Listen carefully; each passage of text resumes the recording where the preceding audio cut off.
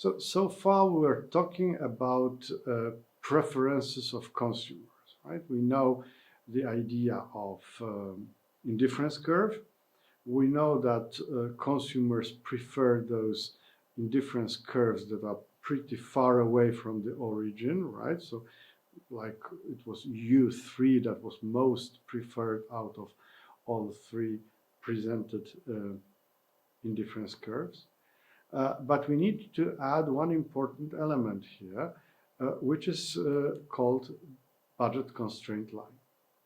We need to consider that consumer cannot have any combination of goods he wants because he must have the ability to buy them.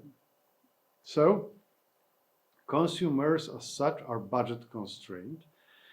Budget constraint will be all combinations of goods X and Y that can be purchased by consumer using all their income.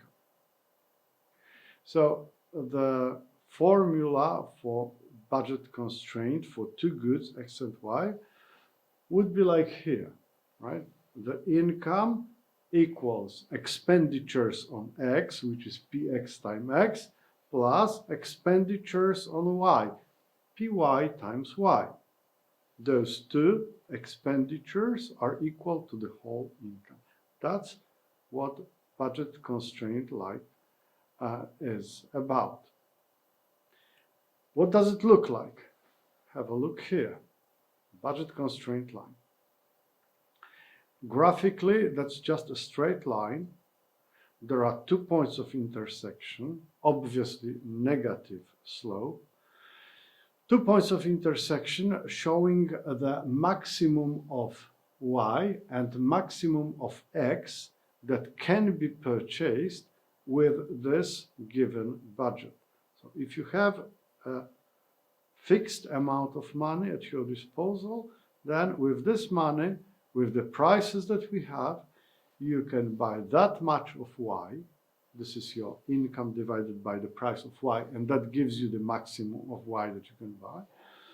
And you've got maximum of X. If you divide your whole income by the price of X, then you learn how much of X you could buy if you want to maximize the purchase of X.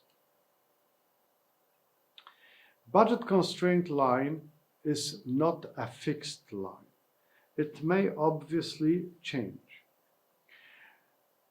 There are actually two possible shifts when it comes to budget constraint line. Changes in income. For changes in income, as you can see, there are parallel shifts of the budget constraint line. If income increases, you can afford more of X and Y, therefore this line would go in a parallel way outwards. If your income decreases, it goes inwards. Another possible shift is when prices change. If prices change, then the slope of the budget constraint line would also change, like here, right? So if you see the increase in the price of X, that would simply mean that with your money that you have, if X is more expensive, you can afford to buy less of X. It does not influence directly your possibilities when it comes to Y, but obviously changes all other combinations where X is involved. If X is more expensive, all combinations involving X would be different within your fixed budget. You may notice that budget constraint line actually is a very simple and nice tool to monitor consumer well-being. Look at the area under the budget constraint line. This area tells you about the possibilities for consumers to buy goods. So if income increases, for instance, like in this graph here, you can see the shift outward. And you can see that consumers have much more combinations available, so they are better off if their income is bigger. The same applies to changes in prices, right? When some prices change, well, that would influence people's life. Obviously, not always. You can imagine the situation when, for instance, X is the price for cigarettes, and if you are a non-smoking person, then you are up here with Y, other goods that you buy. You don't buy X at all because you don't smoke. So whatever is the price of cigarettes doesn't matter to you. But if you are a smoker, if you buy cigarettes from time to time, then the increase in the price of cigarettes will actually decrease your well-being, because this will reduce the combinations of goods that you could possibly buy with your money. Again, we are going to investigate on the slope of budget constraint line. We are going to need those slopes. We already know the slope of indifference curve, now the slope of budget constraint line.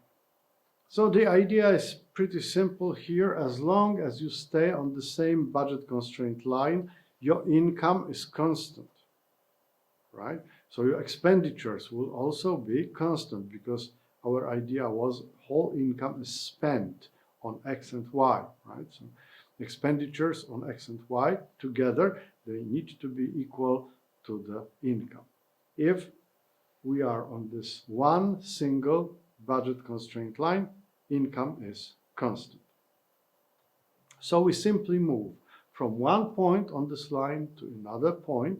So from my point 1, which is x1, y1, to the point number 2, which is x2, y2.